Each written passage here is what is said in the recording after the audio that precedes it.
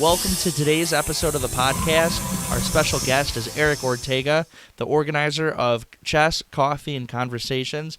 Eric is actively involved in the Illinois Chess Association, where he holds the title of Metro Vice President for Northern Illinois. A dedicated chess enthusiast for many years, Eric shares his passion through his video blog on YouTube, The Old Biker Chess Dude.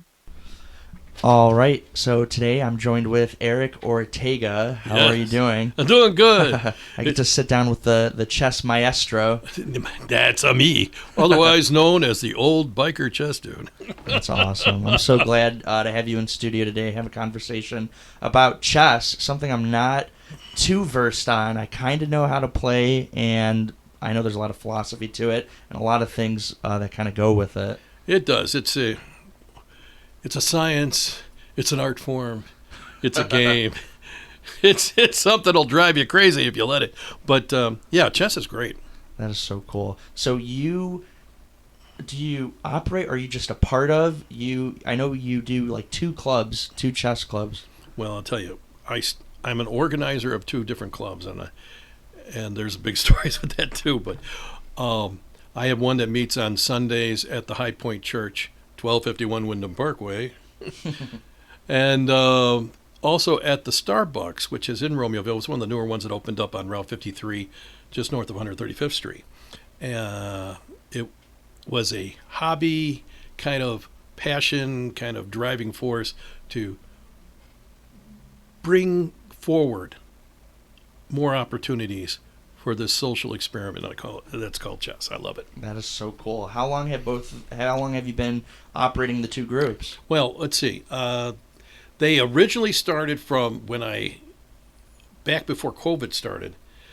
I started at a Starbucks on Lily Cash and Weber in Bolingbrook, and I picked a Thursday night for some unknown reason. A guy, what's funny about that? I'm sitting it was our normal Starbucks, and me and the lovely bride are sitting there, and she's drinking her thing and crocheting and everything. So I'll pull out the chessboard, and I'm just kind of going over a little game and a guy walks by and he goes, "Chess, huh?" And I go, "Sure, want to play?"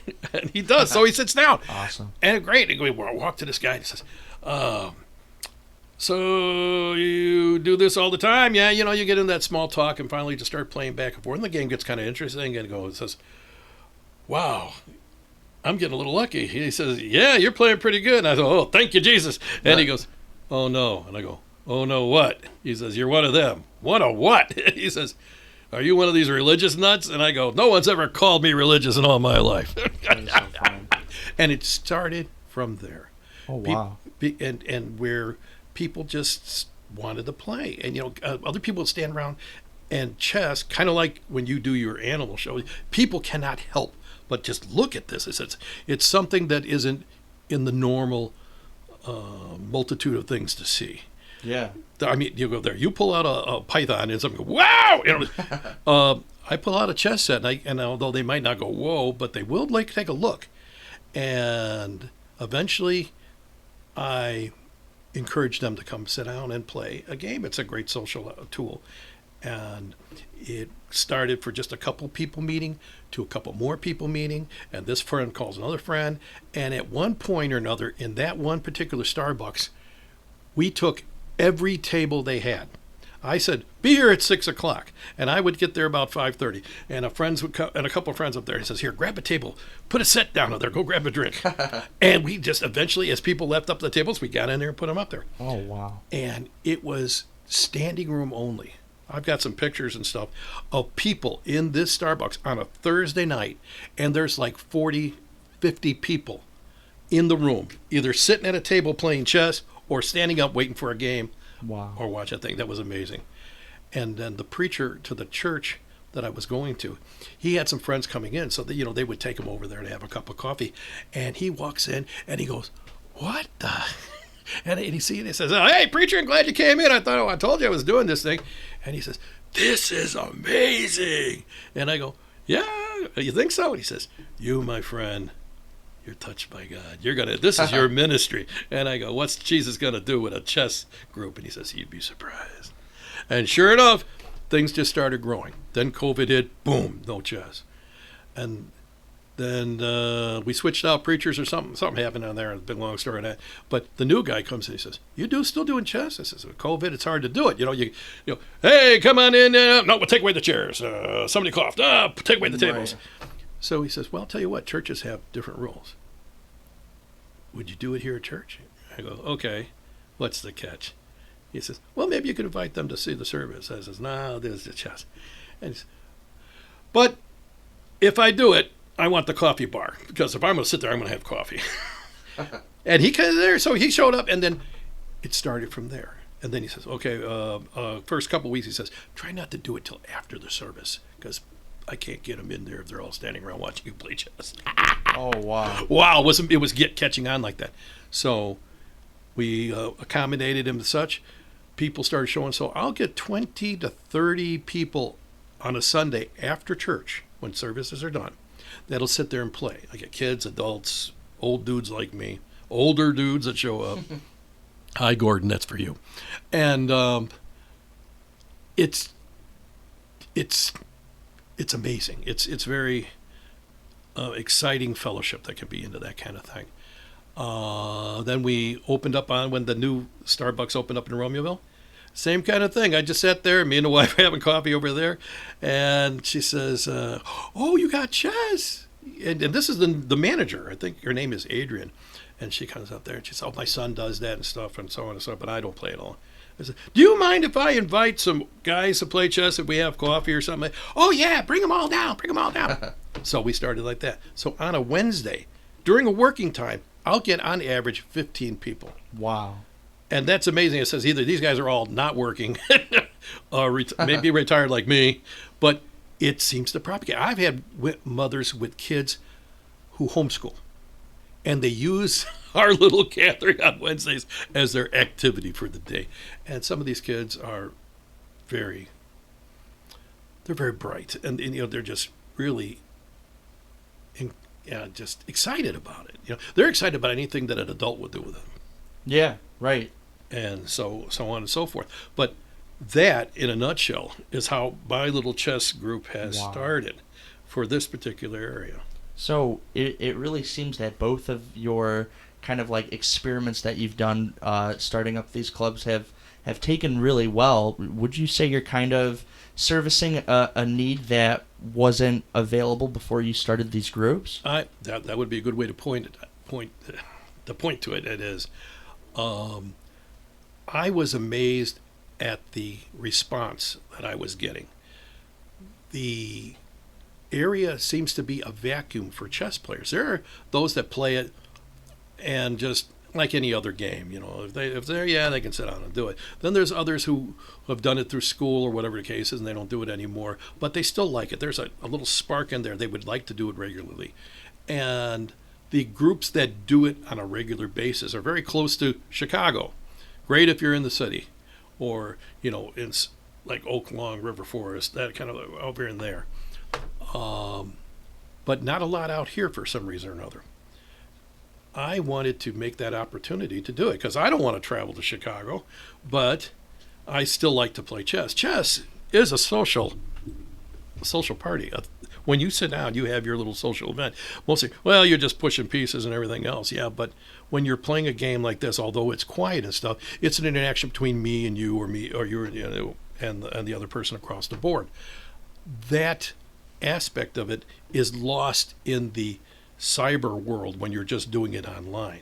I have mothers who say, "Oh, my son plays online. He's on that chess game forever and ever and ever," and that's good. I like it that chess is getting exposed and entertained by younger people because the younger people got to take over for us. But it eliminates a very important part of social interaction, which is a key to an exciting chess game. I mean, you go to a football game, you don't know these people. They're just screaming for the teams and everything else, and they're throwing popcorn. You say, why could you do that? You could be at home and have some of the best views in the world. Why do you go there? You go there for the social interaction. And that seems to be missing from some kids who just stay online. And when they get exposed to this, all of a sudden they see chess in a whole new light. I've had people who come out there and say, I played online for a while. They sit in front of a chessboard, and all of a sudden they realize that this isn't the same game that I've been playing for a while. The whole feel of it, the tactile movement of the pieces, or the feel of it, the seeing the lines on the board, just everything in that interaction is completely different, and gives them a new and a deeper appreciation for it. I love that explanation, because I was just about to ask you. I mean, there has to be something missing from virtual play versus, playing in person. Now, you mentioned that you get to see often how kids get so excited over the game. Is there something generational that makes chess loved? Because it is played by all walks of life, by all ages. It is. There is a bit of a chess renaissance that's going on as of late. I think personally the hook between younger kids and us older kids is chess. Chess is that medium. They're learning a new game, and we're enjoying our game that we've known forever. And you always get that kind of almost that mentor student kind of teaching a little bit. That type of thing makes the old dudes feel good, and the new kids feel like they're winning. I have the very fortunate experience of having older gentlemen such as myself that don't mind playing with younger kids. I mean, I'll run into the curmudgeon every so often. I don't play with little kids. I don't want to. I say, okay, fine. You can go stand in a corner and suck on your coffee. But we've had other ones that say, sure, I'll play, kind of thing. And the unique thing about chess is that as you play it and you learn more about it, right, its natural inclination is to make you seek out stronger opponents. Because it's like with anything, if you play baseball or whatever, and you start beating everybody around you, well, that's not much of a challenge. You have to go find a tougher challenge. Same with chess. And that challenge can be an 80-year-old guy sitting on a park bench, or some 6-year-old who just plops in there and needs to have a pillow to set up. Look at you. My gosh, these kids are strong. They get coaching lessons from various strong people. And I never had this. I mean, when I was learning chess, it was always books. You read all this descriptions in the book, and you're supposed to move the pieces, and it'll say, king here, there, you take this over there, and this position is good. Why is it good? I don't know, maybe to you. I have no idea, But when you have things like a chess coach, which is popular now, some of these kids, especially, I said, young people of, say, the Indian culture, I run into these kids, and their parents back this, kind of like my friends and their kids would back them for soccer and football. They are like the kids' number, rah, rah, rah, cheer them on. And they'll go find big name people and pay big bucks for having strong masters and stuff teach their kids how to play. And you sit down with a young person, male, female, makes no difference, and they've been in training, they will tear you to pieces. And you're wondering, you start, especially when you have somebody like 70, 80 years old like myself, well, 66, okay. I'm not there, I'm not going. But they'll sit down and they'll just, after the first 3 or 4 moves, you're thinking like, is he getting help? Is he reading through a computer? Goodness. He's playing great. And he's tearing you apart, and you go there and you just go, oh my God. Oh yes, he gets trained by master something, whatever the case is. And it says, oh my gosh, I'm playing a master. Okay, fine. So would you say that like this generation of chess players are gonna be like the most versed, the most smartest, most privy to the game? Oh, and they are, and they have proven it time and time again in Chess Life, which is the official magazine of the United States Chess Federation. That's uschess.org if you're interested.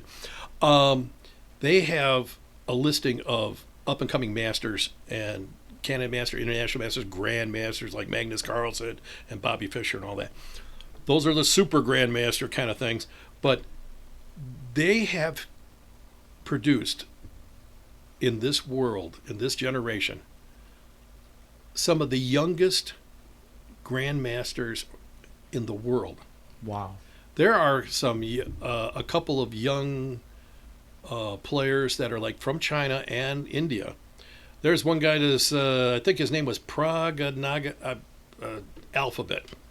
I cannot pronounce his name. I'm sorry, but he's like he just turned 16. He got his grandmaster rating when he was like 12. Wow. What is that rating to Like become a grandmaster? let's say like 2,500 points in their system. Oh my goodness. An average beginner player would be maybe 500 points. Wow. And they have an algorithm in their very complicated system of wins and losses and that kind of thing. You get only so many points for a win, and then that win is based on your opponent. So if you beat a higher rated opponent, you get more points. You get more points. If you lose to a lower rated opponent, you lose more points. So going up and down is not easy. That's like I used to play World of Warcraft, and they had a point system too for like arenas and that kind of thing for ranked. Where do ranked games of chess take place? Because there's games that are for fun, and then there's games that count for that rating. Does it have to be at a sanctioned thing, or are there special refs? Well, yes, most certainly. In fact, speaking of that, the U.S. Chess Federation, which I just mentioned, sanctions most, if not every, chess rated game in the country. They have little offshoots. The states have organizations such as I am the part of the Illinois Chess Federation, which is kind of like a little subsidiary of the USCF. We're our own little state organization, and we work with them. I'm like the Metro Vice President or some kind of goofy title. Oh, that's special. Oh yeah. I get to pay for everybody's coffee in the morning. But I help out with a bunch of other volunteers to help organize chess events that happen all around the state. If you're ever looking for a chess tournament that's rated, there's a site called kingregistration.com. They give the ability for players to go on there and see all the sites that are running an event. And they can be all over Chicago, all up and down the state. Oh, wow. Maybe they have other states too. And if you find something that, hey, meets your requirements, it's on the weekend you have, the entry fee is right, blah, blah, blah, blah, blah, you can sign up for the event and pay your registration online. All you got to do is show up. And almost every weekend there is a tournament ran by somebody, which is usually a certified tournament director through the USCF somewhere. And it could be big, small. Chicago Public School System has their own little internal thing because they're such a giant thing. There are chess organizations all over the state that run their own little things. I mean, I'm a local club TD. I'm still got to take more tests in order to get up higher up in the rankings. Oh, wow. So, and I'm being coached by and helped with by my friend Josh Flores. That's Josh the Machine Flores. He's known as Square Hopper. He's out of. I heard you shout him out in your video introduction. Oh yes, he's my cohort in crime. He helps me out there, and in fact, that's what when it came to putting this together, groups that I've been to at some chess clubs. You kind of walk in there. If you're not part of that group, you might as well have leprosy. It's like nobody really talks to you. Kind of walk around. I feel like I'm in a library where there's some old biddy going. Oh man. And you could stand around for a while before somebody will ask you to play or whatever the case is, or they're kind of weird. And I said, I am not going to do this. When I put my thing, we're going to be a casual thing. I'm going to invite you to play. I want you to play.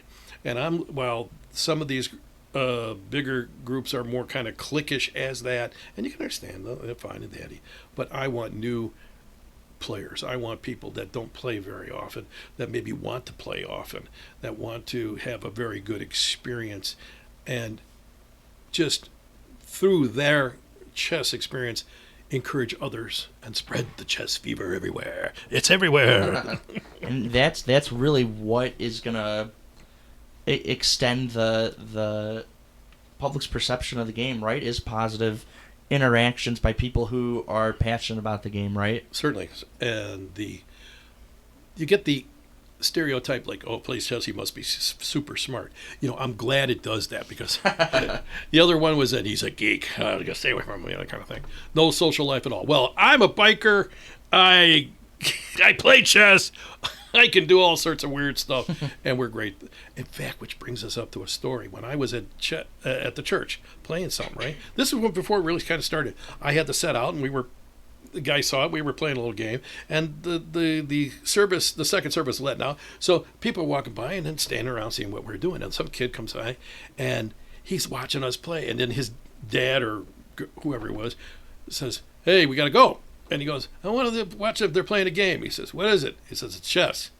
And he goes, "Chess? Can I play?" He goes up there and he says, "Come on." He goes up there. "What? Isn't that biker guy?" And I go, "Yeah, you're playing chess." "Yeah, us gorillas know how to play chess too." Nice. You go there. So he says, "Oh, so and then his wife comes up there. Well, some old biker playing chess." And I thought of there, and it says, "Hey, old biker." Okay, so I got stuck with the moniker, the old biker that plays chess, and I just changed it to dude. And I go there. So now my little nickname, as you would see on my little blind, is I'm the old biker chess dude. So, it is a unique site, that's for sure. But there's all sorts of walks of life. All different people play chess, right? All ages.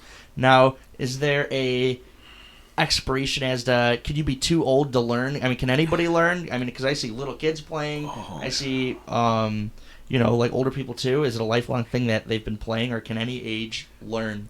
Everybody, every age, everything. You go there. The only thing that will stop you from learning is if you have a physical disability that allows you not to learn. Sure. I learn. That's one thing about this. Chess, like any other activity, is not. You don't have to have tremendous hand-eye dexterity or coordination. That's what my dad used to say. He goes up there. He says, "I went, when I was a kid, play basketball, baseball, everything. I couldn't catch. And my dad he went up there, son, you don't have much of a body. It's time for you to learn the manly game of chess." That is so funny. So I go over there, and he showed me how to play chess. And like with anybody else, when you learn how to play chess, and your dad or whatever, you start gaining an ability until you start beating your dad. And then once I started beating my dad regularly, my dad go, "Why don't you go find somebody to go play? Go." So is that where your story with chess starts? Is way back when you were a kid and your dad taught you to play? Yeah, I was their typical kind of runty kid around the neighborhood. Still couldn't, when you're playing baseball or basketball, don't want to pick you. I can't catch. I can't dribble very well. I really couldn't. So my dad would teach me this kind of game, and it was back just before 72. So it was 1971, maybe later part, because I was just becoming a freshman in high school, and we're going to go into high school, and my dad was teaching me this, and then the Spassky-Fischer match was starting in 72.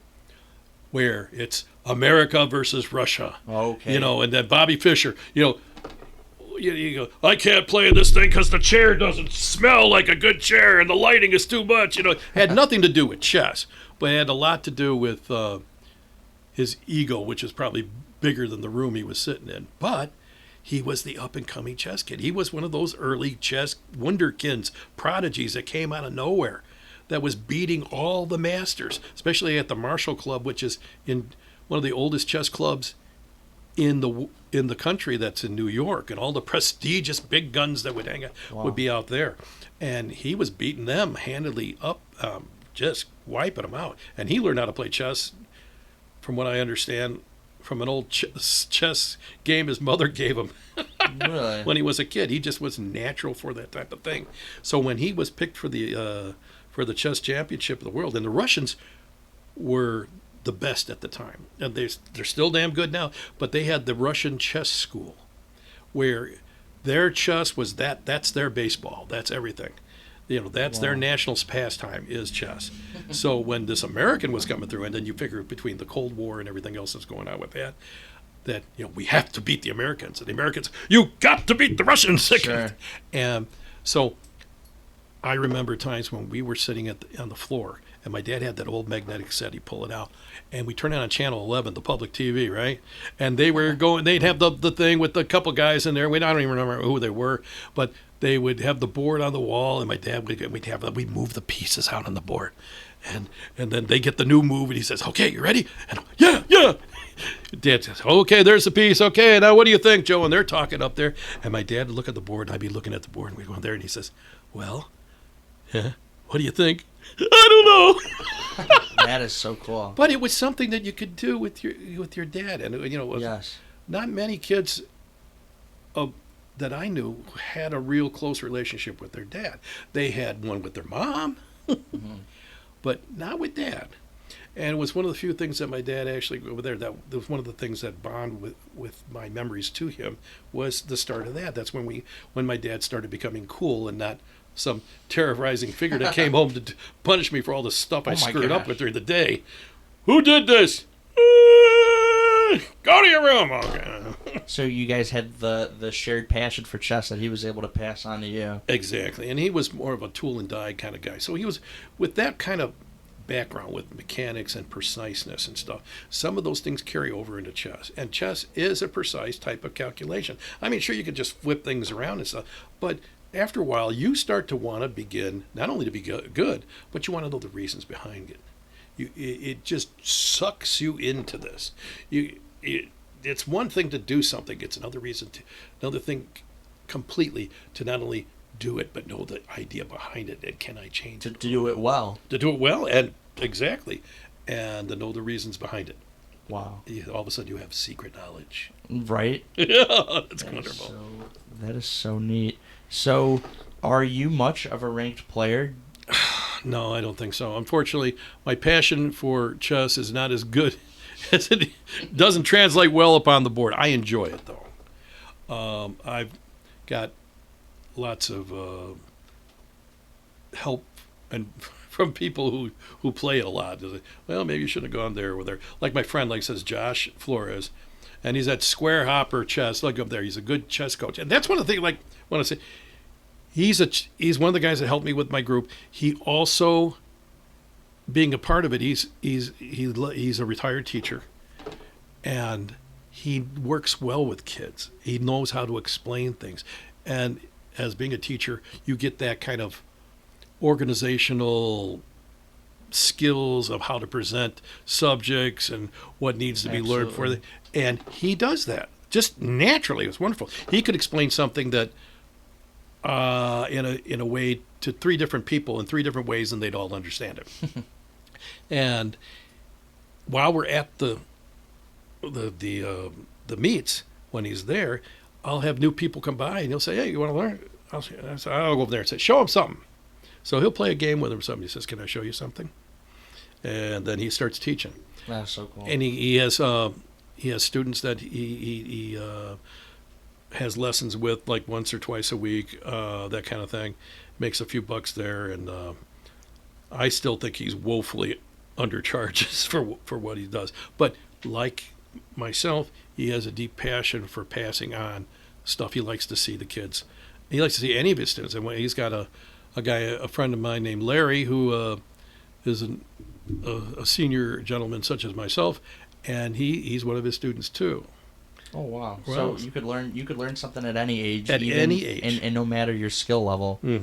Because most of it is like when I tell people that come out there, it says, "I'd like to learn chess. Can you?" And first if I can, I try to shove them off on Josh. He's better at teaching. But if I says, "Okay, do you know how the pieces move?" He says, "If you got that, that's half the battle. If you can do all the pieces, because the rest of it is just tactics and little ways of how things coordinate through one another, learning how to think outside the box." And there's a skill you could use. So these crazy professional players, how many moves, how many steps ahead are they thinking when they're looking down at the board? There was one guy named, I think his name was either Tal or Bronstein. He was one of those Russian guys, and he says, "How far ahead do you think it moves like that?" He says, one move, that's it. But what he was is that you find out that,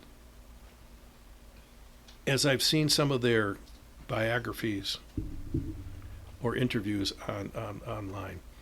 There was this guy Nigel Short, and he was talking to somebody over a problem, a chess problem, or some moves here on a board. And he looked at it, he says, well, you can, and they're asking him some kind of question. He says, yeah, but he'll be made in 4 moves. And they go, there, serious?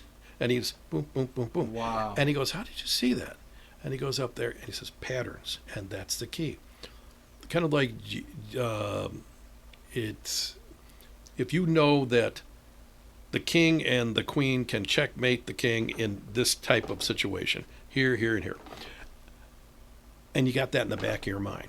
So when you look at a thing, your muscle memory, your unconscious mind starts looking for, how can I checkmate him or whatever, or how can I win this piece, and you've already got some pre-existing knowledge in your thing, and something will just jump out to you, like, oh, the king is trapped in the corner. Okay, how could I mate him? Well, if I can get this piece over there, you can do that. All right, now let's see how, and it's just something that clicks in their mind. And a master has so many patterns and so many things in his head all the time. It just naturally flows to that area. Wow. And that's how they do it. Like Nakamura, he has a site on YouTube. He's one of the top blitzers in the world. He's a very entertaining guy. I think he's a stockbroker or something. He makes a lot of money on that. He plays these moves so fast. I'm watching him on this thing. I even slow it up a little bit to see what he does, and he's not even thinking. You can tell he's just kind of, he can carry on conversations that come out there. And what is it? Patterns. He knows this. He might not see the exact end result at the moment, but he knows that if I go in this particular area, I will have an advantage. And most opponents of Nakamura's will not have as much experience and knowledge as he will. So will naturally blunder into things that just helps him along doing it. So is it a game of really like mathematics? When you kind of describe that and patterns, I almost think of like computer programming where it's like if and then statements. Like, exactly, that's their analog. Right.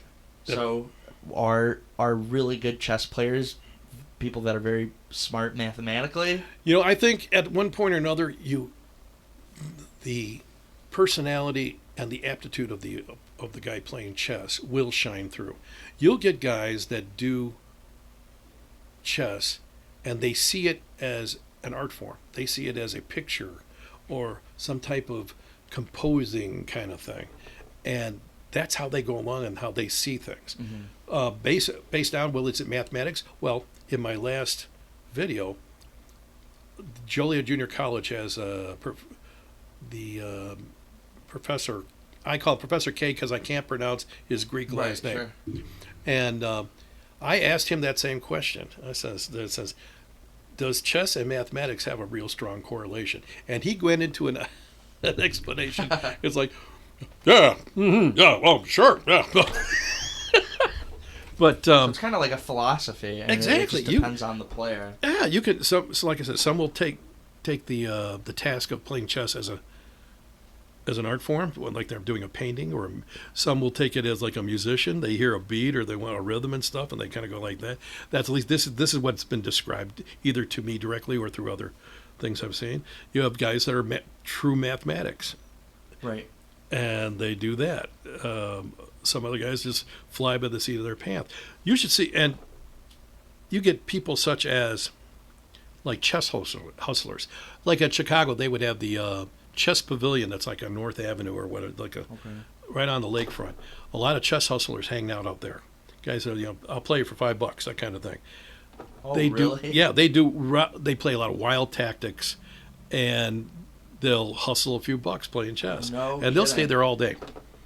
And now there's a group called the Chicago Chess Blitzers. They play at a McDonald's on Halsted, south of 80, I think.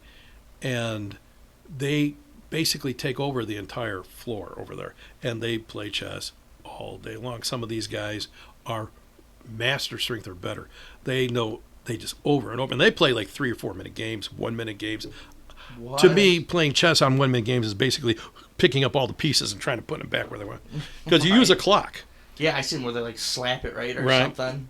Because and the clock intensifies the excitement of your game, Oh, I because bet. now not only do you have to complete the game in a checkmate, now you only have so much time to do it in. And Right. if you run out of time and your opponent notices you're out of time, he calls the game. Oh, you're out of time. You lose.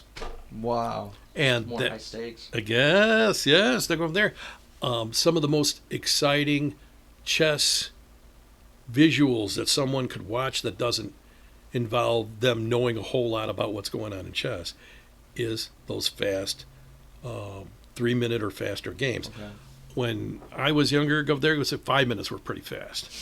That if I'm going to play a time game, I like to do 10 or 15. At least I got some time to kind of think Yeah. about it. But it's a quick way to get a bunch of games done in a small amount of time. Yeah, sure. I mean, that definitely makes sense. So you brought up that there's different philosophies and beliefs when it comes to the game of chess. Now, do you find that there's a lot of butting heads and a lot of ego, like in the local community here in Illinois, or does everybody kind of get along? Everybody kind of gets along, but everybody has their own, what do you call it, mantra, how chess is supposed to be done. Right. And if there's a disagreement about how that's going to go, they just go, get on the board, show me. Okay, so you guys could just settle You everything can settle it on a right game there. of chess. And although it may not settle which idea is better, but Yeah. it will settle who is better than the other person. Okay, so yeah, nobody necessarily holds any grudges. You just Nah, handle it right then and there. Yeah, unless the guy is mentally unhinged at the first place, right? All you're going to do is, as I see it, is you have yourself a fantastic game of chess, That's cool. which is the whole idea behind it anyway. So how old is the game of chess just in general? 'Cause- I think last I recall it was something like 2,500 years Oh old. my gosh, it's way older than I It would have originally originated, from what I can remember, in India, and it's gone through several revisions because there used to be pieces that are no longer a part of it. They used to have an elephant and some other things, different pieces. I think in about the 14th or 15th century is when the pieces and the moves were pretty much standardized. modernized or something. Yeah, okay. at that point. And then comes the renaissance of chess as it came through. I would say the 1800s onward to about the early 20th century, where you get very good players, old grandmasters, or at least people of that type of strength. Like William Steinitz was the Russian father of the Russian chess school or whatever. Okay. He was the first grandmaster, first world champion. And then you had other people. You've had champions from Cuba, Jose Raul Capablanca, who I really he was a playboy diplomat back in the early 1900s. Wow. You have Nimzovich. He was a guy in Germany. Alekhine or Alekhine or whatever, how he wants to pronounce his name. You had Tal, Lasker, Max Yu, just all these guys that are associated with the game. And actually, they figured out their own openings and had the openings named that. And their legacy continues to this day. So when you says, I want to play the, let's see, you want to learn an opening. Okay, I'm going to show you this opening. What is it? It's the Max Lang attack. It's the Grunfeld, which was from some guy named Grunfeld. Wow. The Nimzovich, the whatever. Each, it seemed like that the big guys had their own particular styles that they were known to play in tournaments. And their legacy lives And on in modern day chess. Exactly. When people learn these openings, they carry on the legacy of these guys that have passed on years and years and years ago. And they're still, if they go by the old thing, you never really die as long as you are remembered. Well, guys in chess will be remembered forever. There you go. Honestly, I love that kind of explanation about that. For example, with the Reptile Den, we really pay ode to figures like Jack Hanna, Jim Fowler, Marlon Perkins. That's kind of like the people in my eyes that were the forefathers of what I do today with the reptile shows and kind of carrying on that legacy. So it's really interesting to see that same kind of concept take form in other things like chess. Oh yeah, especially me with me. I remember Mutual Omaha's Wild Kingdom. That's right. That's right. My dad would watch it. And that's how I know who Marlon Perkins awesome. was. And then of course the guy from this guy was Steve Irwin. Irwin, yeah. Too bad he Absolutely. died. He died from a stingray hit or something in the chest. Right. Yeah, Son of a right. gun. But you get through that, and some of these wildlife things were these little shows that were the 20-minute shows were our only introduction to animals. Absolutely. Other that weren't in our own world or our side of the thing. Lions, tigers, bears, whatever the case is, that kind of thing. And it's something that stays with these people for life. I do a lot of senior centers and we'll do dementia wards and we do all sorts of that. And I'll mention how, and those are different kinds of shows. When I do shows for kids, sometimes I have to dumb it down for little kids. But when I'm doing shows for adults, I could talk to them like an adult, and to see their eyes light up when I talk about kind of what brought me into the hobby of keeping animals, and I mention Marlon Perkins, and then they remember who that is. Yeah. It's something that's really cool to see. That's a great little bridge to make relationships connect. Absolutely. And same a little bit here out there. And like it says, our little thing today, I don't know if the camera picked up the chess set we got. I think they can. Okay, good. This chess set right here I got for my Father's Day, my lovely bride. It's an electronic chess set. Now, they have several different types of sets that can do all sorts of things. Some where the pieces actually move themselves, which is kind of creepy, especially if you've had a few beers. But this particular one does not involve the pieces moving, but it connects through your apps, through a medium on the phone or iPad or what have you. And as you play either the computer itself or another person on the internet, their moves are translated into the board, which hooks up with lights that they have in this board. Now, this is a nice wooden board. And they call this their tournament style set, where you sets like this would be found on major tournaments. And the pieces on it have a nice feel, have a nice texture. Again, it's something you don't have over the internet. It's that feel of that piece in your hand, that it's just the weight, it's very tactile. It's good. It's very comfortable. And you feel like you're doing something really good. Even if you're doing something bad, it's like, oh, I want to play on that set. Why? Because it looks cool. So, could we play a game? We can. I think this is going to definitely overcomplicate the interview, but I think that'll just add to it. All right. Let me just turn this off here a little bit. So, all right. So this is you kind of described this as a very fancy kind of chessboard with the LEDs and that kind of thing. Right. What are some of the off the wall boards that you've seen? They get really ornate from my understanding. Most certainly. As you come out there and you start looking around, they'll make chess sets out of everything. I've seen them made out of bolts and what have you. And during the game, as we're playing right up to here, I've had people that have come to the game and asked me, hey, my son's got a great set he got from his grandpa and everything. Oh, that's wonderful. What's it like? And then they'll describe it saying that, oh, it's got monsters and wizards or spaceships and everything else. It's Harry Potter. It's a Lego set. Star Wars. These sets are very unique. They're very ornate.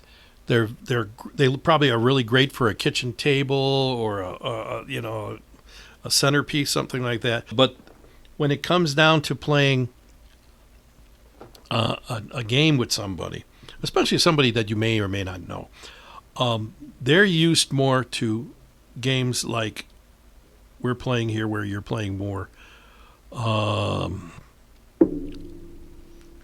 standard. The pieces here, there is no question of what's a pawn, what's a queen, what's a bishop, a knight. There's some crazy ones. Crazy right? ones. Oh, one of the first crazy ones I ever saw was this one that somebody brought me. It was funny. They said, it's from Mexico. Oh, great. And it's onyx and it's marble and it's all sorts of stuff. And you come out there and you say, hey, this is kind of cool, but the only difference between the pawns and the bishop is that the bishop is about 4 centimeters taller than the pawn. Otherwise, it almost looks exactly the same. So you start concentrating in that game, and you might mistake your pawn for a bishop or your bishop for a pawn. Oh, man. So, and if something gets ruined after you spend a lot of time because you got confused of what the piece was. I played a thing where this one kid brought a game in there. It was The Simpsons, I think, or something like that. And it was like rubber fingers and everything. Sure. So he wanted to play. No one else wanted to touch it. I says, okay. And he was feeling really bad. I says, okay, I'll play the game with you. He pulls it out, and finally, and it just got to the point. I says, okay, what's the rook? Where's this? What's that?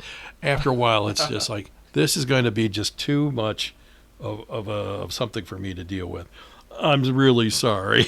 Oh, man. And you just kind of go over there and say, son of a gun.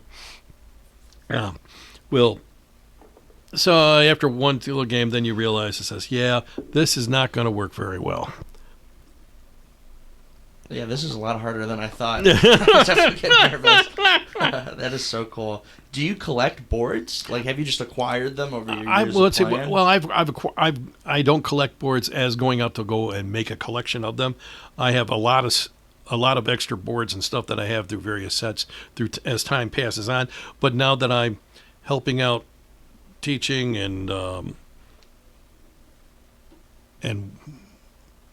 just organizing stuff, you eventually just accumulate all this stuff. So Sure. I've got lots of boards. This is one of the quote neater ones that I have out there. So I wanted to bring something like that. That is awesome. Okay, so now here we go.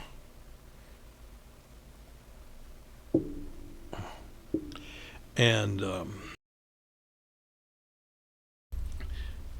so, as you can tell, even when we're doing this kind of stuff, after a while, you almost got to stop talking and start thinking. Yeah, really. I have not played in such a long time. Well, you seem to play pretty well. You're not making any atrocious. Well, Just bad. I just call them newbie mistakes, right? Where the kid brings out his queen and then moves the queen all the time, Right.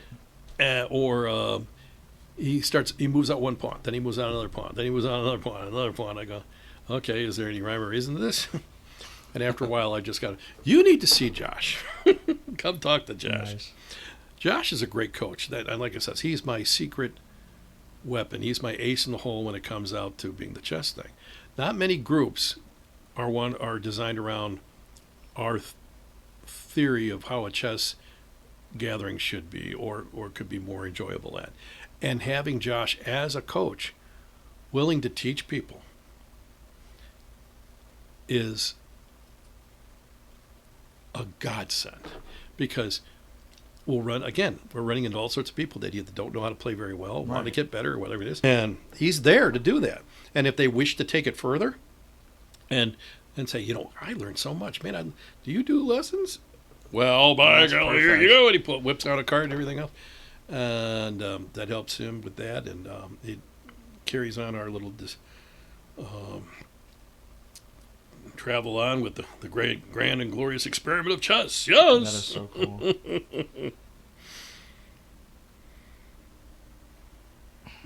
There you go. Okay. And here's the first. Come on, girl, I got your... So you brought up a good point, how your club is very fortunate to where you have somebody that could act as a mentor for the people that want to learn, and that kind of differentiates the groups that you have versus just a place where people meet up just to play. It's something where you could play, you can learn, and you could sharpen your game a bit too. Right, and if they only want to just learn a mating pattern or just, can you show me something I'm doing wrong, and you point something out to them. Right. Whether or not they take your advice or not, that's strictly up to them. But we've had ones... we had one guy that came over there and used to say, I'm doing this, can you show me something? So we take him out, and then he looked at it and he says, well, I kind of want to learn like this. This is how I see my chess is going.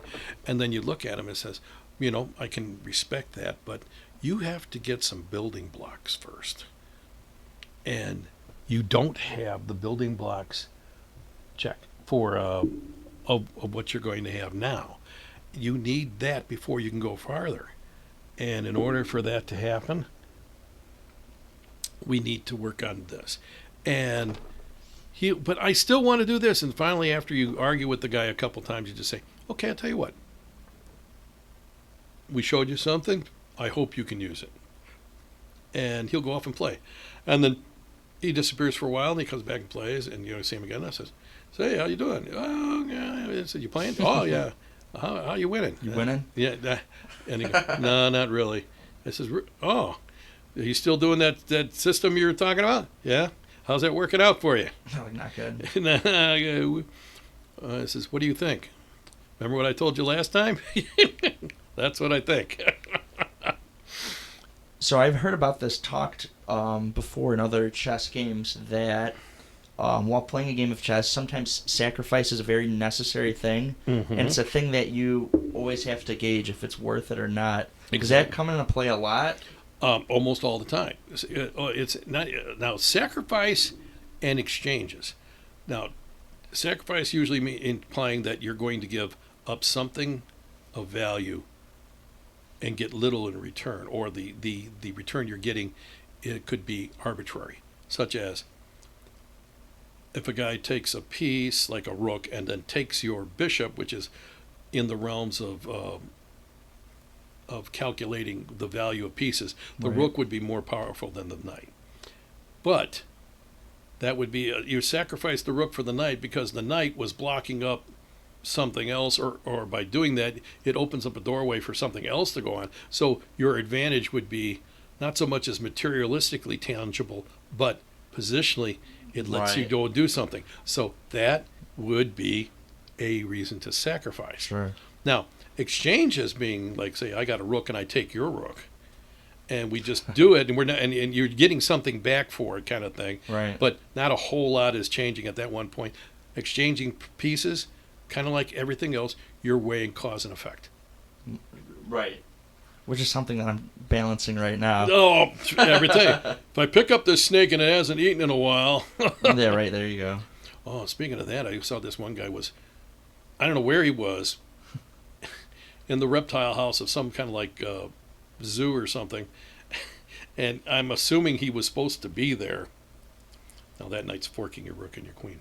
I know. Yeah, and that's a pain. I'm like, So now, okay, so here you go. Now you got to make a decision. A critical time has come. I know. I'm going to lose something. If I have to lose something, I don't what would wanna I lose rather this. lose? So, yep, there you go. There we Don't want to go. lose this. I'm going to move that. Put 'em right here. There you go. And you have made a better decision. It is better, but it's definitely not the best. Well, yeah, and there's the eternal battle. Right. Cause and effect. When I start teaching kids, they go, I don't want to do that. Okay, well, like in chess. Right. You don't want to do it. Okay, but you got to make a choice, or it will be made for you. Is there a lot of stubborn people in chess, or? can Oh, people you be kidding? You quite- guys, quite people are. changed? Some people are. I was that person at times too. I go over there when they were touching. I would go over with Josh. He says, why do you do? He goes, why do you do that? And I said, it seems like the thing to do at the time. He goes, yeah, but he says, come on, why are you doing this? I said, I'm serious. It seemed like the thing to do at the time. And he says, you're just. He just says, sometimes you just gotta decide for yourself if it's worth it. Do you ever do that? He says there will be lots of times where you got to make the choice, the least of the two evils, kind of thing. Right. And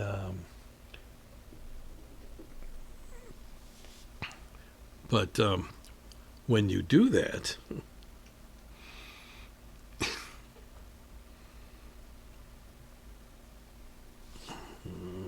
yeah, okay. So here's a part where we call a sacrifice. This would be that's right. a clue sacrifice. Your sacrifice. I didn't see A that bishop. there. The bishop took the pawn. Clearly, now you're going to lose the bishop. Yeah. Probably. Probably right. And all your compensation was a pawn. At least material-wise. Now, Right. if this led open to another something, Which it doesn't. it doesn't. So then that was a bad sacrifice. But again, consequences and choices. Oh, that's right. Have you ever had any like crazy games of chess where it ends with like somebody flipping the board and? I have not. Luckily, not with me. Oh, that's good. Well, you've heard of it though. There was a guy that I think I saw it on a YouTube thing where the guy got really mad, and he was getting mad over his game, or he would make a bad move, go, damn it! So this guy got so pissed because he lost his queen or something like this. He went in this thing, it's on video. He goes bam, bam, and flips the board. And at this point it says, unless you're the strongest dude in the world, and you do something like that, you better hope that the guy you're playing isn't like a psychopathic killer or something. Right. Check. Okay. Now, the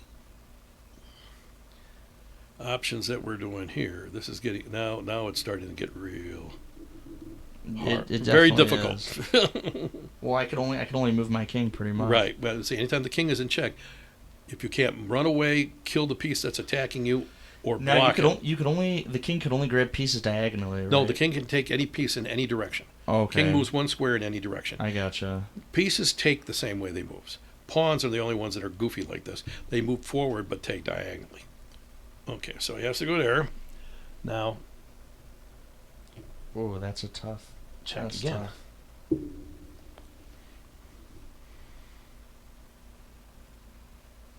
There, very good. Okay, and now we do this. Now, Oh man. Let's see. that's another thing with chess too. Team play is very important. Very rarely will one piece just win it for you. Okay, very good. Okay, let's see, what do we got? We can do that, we can do that. There. I mean, it just blows my mind how people could do like the minute and 5 minute. Yeah, that's the amazing part. Okay, let's take that. So do you have any like very old? Maybe this will just throw you off too if I keep asking. yeah. you Well, that's questions, right? this is a good challenge for me too. Anyway, Do you have any like very old? So you mentioned that you first played with your father, and that's how you kind of fostered the love for the game. Do you have boards from that kind of era of your life? well, let's see. There's an old you ever see those old chess checker sets that came? There was the black and red board. Yeah, like in a kit. It was an old thing, and I got it there. And you never really use it. I keep it more or less for sentimental value. I gotcha. The ornate boards. In fact, there's a place online that shows the beautiful artwork you can find in chess, especially the pieces. The boards are nice, but the real beauty of the game, aesthetically, is the pieces of the chess game. Right. If you go to Esty, ESTY, right, and on there they have, they represent a whole bunch of independent contractors. One of them is called India Art Chess Art, or I think it's either Chess Art India or India Chess Art. And this company, for wherever they're at, has, all they do is basically sell sets of chess pieces. And some of these pieces out there are like, the set for the pieces are like $500. Wait, really? Oh, I'm serious. And you know what's really really something about it is that the pieces are like the. So, am I able to do that? No, because your king can never do anything that would put him itself in in danger. Absolutely. Yeah. So, wow. And you attend like on the pieces of how the kings and the queens and stuff up there, but the most really fancy piece of any set that people will look at that'll just attract their eye immediately is the knight. some of the horses are just carved just beautifully. The manes are kind of flowing. Some look kind of comical, some look rather bland, but you start seeing some of these things, and you go over there, and it says, "Oh God, I would love to have something like that." Sure. And there's you see, he pulled up on the side. Oh my gosh, like that one night. Oh my God, I would almost be afraid to affect my game because I wouldn't. Look, isn't that beautiful? I don't know let's see what those pieces will run, but like I said, I bet you it's at least $100 some more per. I'm gonna go. Wait, did I move? Oh, no, never mind. Yeah, with the bishop. Right. And I'm gonna do it with this. Okay. And they in fact, in this particular board, remember I said these ones have little chips inside of them. They sell a set of the chips alone, and you can go and get one of those real expensive pieces, and just take off embedded in there. And just take off the felt, cool. Drill it out or whatever the case is and stuff. Put it in there, glue it up, and put it back up there, and use those sets for this. Wow. And that's what I've been kind of hoping to do, but my wife would be more than kill me. So there's chessboards that you could probably get for free, and then there's chessboards that just could become exorbitant. Exactly. And here we're gonna go here and say check with the knight. And but it's like with anything, you can get just so many things. Okay, now we're gonna do. Let's just start removing pieces now. Now, this is what we're doing during this part of the game, is where, just to make things down, I'm so far ahead as far as material and everything now. I just want to take, just start exchanging pieces off so that there's less and less for you to defend with. Now, this one, queen check, it checks, and indirectly protects this piece because you got to move away. Right. You can't take it. There you go. And then we go what are we going to do? We're going to go here. I'm still protecting the knight with the queen. Right. So it's like, what do you want to do?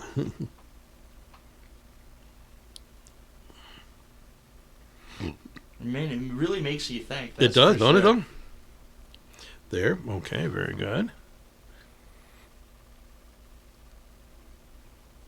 What is the craziest comeback that you've ever seen in a game of chess? I've seen one where a guy was down a whole bunch of pieces. He was like, say, where you're at right now. And what he ended up doing is that he kept playing around with the guy instead of trying to finish him off. And he let the guy get a pawn back. He said at the end, if you get a pawn back to your opponent's back rank, you can promote it to any piece other than a king. So you can have theoretically 2 and 3 queens on the game if you want. Well, he let the guy promote a piece, to a pawn to a queen. He started chasing around and let him get away because he wanted to bring in like 3 or 4 pieces to mate him. And he gave him a chance to get his queen back and checkmate him in the back row. He couldn't move out of the way. And he was in his own way. And the guy said, and you go there, they were all laughing. You idiot! That kind of thing. Because it says, when you're playing, quit screwing around. Right. Check. There you go, right? Mm-hmm. It was like, if you're going to play, play. If you're going to talk, talk. Don't do both.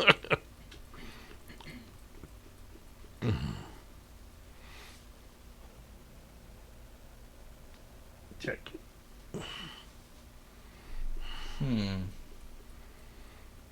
Oh boy. So okay, I'm starting to see a pattern. So I don't know if that. Now you see some we were talking about how chess masters can see so deep and everything else. In this particular point, all they're doing is looking at places that you can go. Right.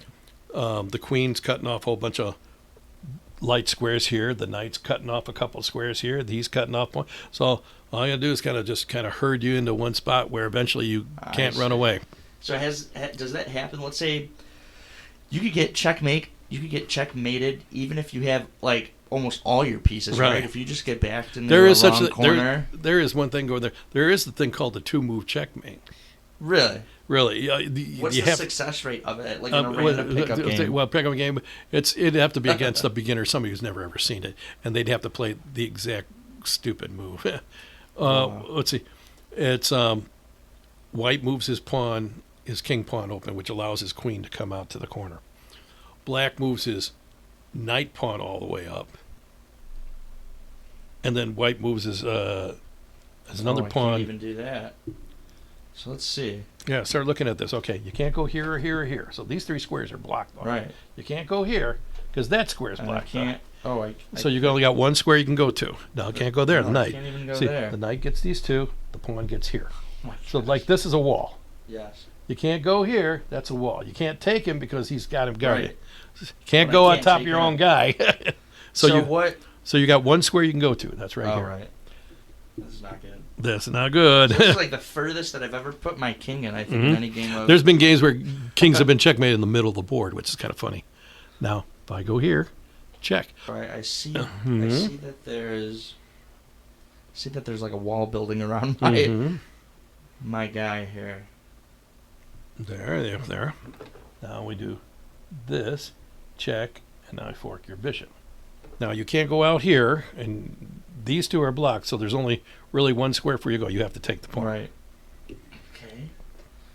Okay. I'm surprised that I was able to take this many pieces, but then again, it is a game of sacrifice, so... Now I go here with the queen. Check.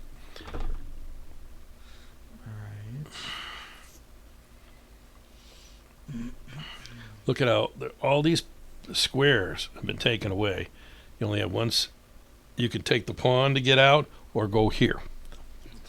Take the pawn to get out. There you go. Pieces as I can. There you go. And then the knight takes that. Oh no. This is not good. Now, for me. if the king gets into a situation where he can't make a legal move, that's called a stalemate. Right. Okay. But as long as you got pieces you can move, you're not. There it goes there. Okay. Now, in this game, I can castle. You can, what was that? You ever see castling? No, what is that? Castling is a special move done by the king. What it is that once a game, the king and the rook can switch places. I see. I think I've seen that before. The rules being is that the squares the king has to go through cannot be under attack. Okay. The king cannot be in check. You can't castle to get away. But there could be nobody here, and the rook and the king on the side that you're trying to castle cannot have moved. Okay. So, like in here, there's nobody up there. Perfect. So, as you one move, you don't want to fight my king head on, right? No, I'm a coward. So you go there. So the king goes 1, 2, and you bring the other rook over. This is castling on the queen side, and to say if it was going to the king, 1, 2, and bring the rook over. Okay. And that during that game, that allows you to take a major piece from the corner and bring it into the center where it could be used. And then that's your move. And that's your move. Okay. Okay. So now we gotta go get him. Okay, let's go here. Check.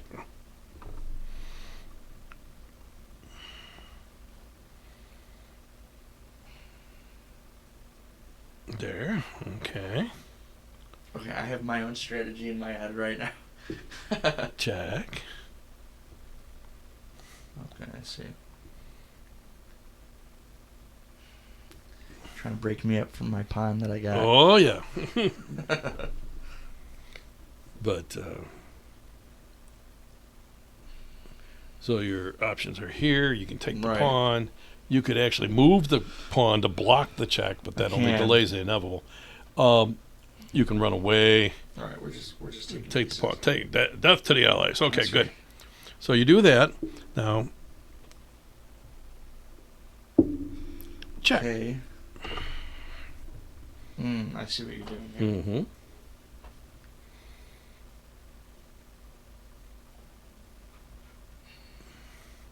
Okay. Check, and now the rook, and then the rook is protected by the knight.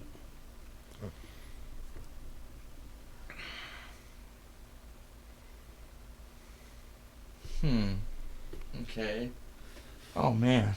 I can really only go here. There. Now. Check.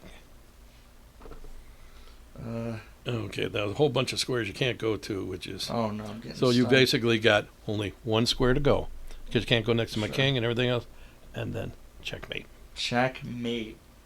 Wow. Well, good game. Very good game.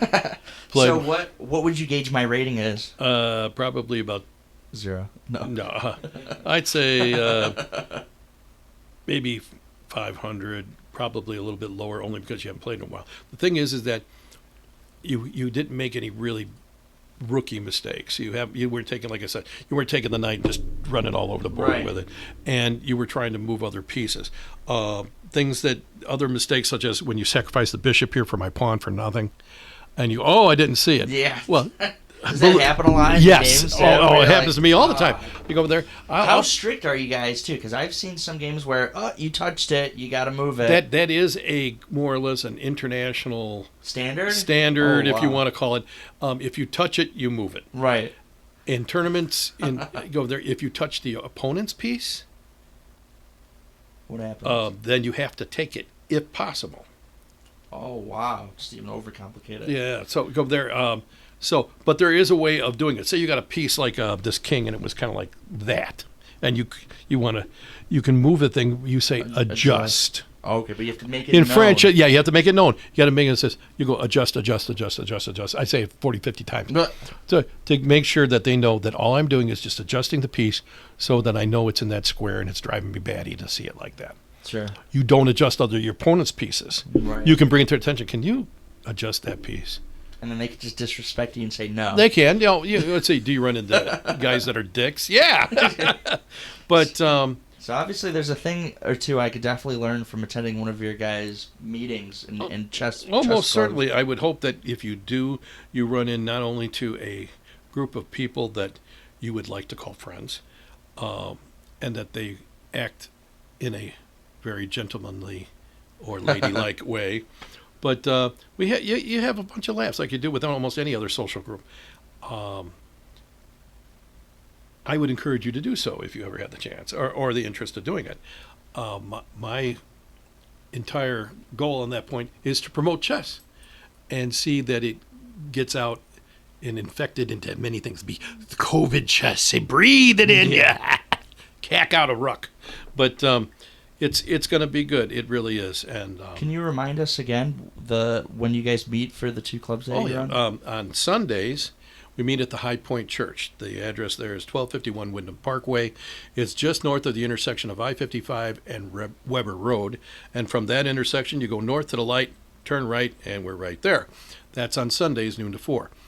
Wednesday, I have another group at the Starbucks, which I lovingly refer to as the Chess Cafe.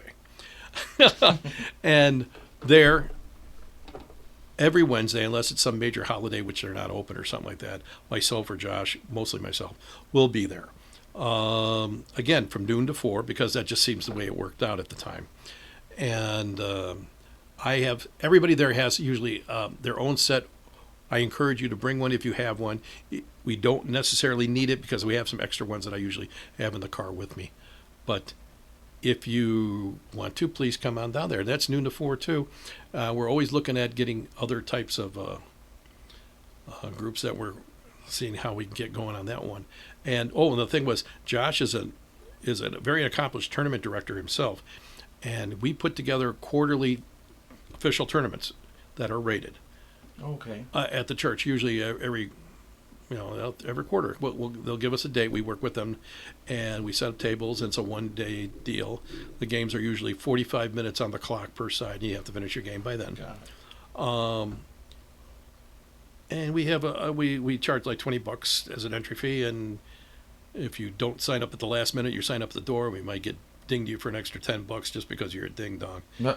But yeah, it's you're a ding dong charge, because it's like I have to set up tables. They and all put that. fees on everything, anyways. They do, right? Late fees. We take all the stuff, and we just turn around and just give most of it back to as prizes, and so you got a little something you're playing for.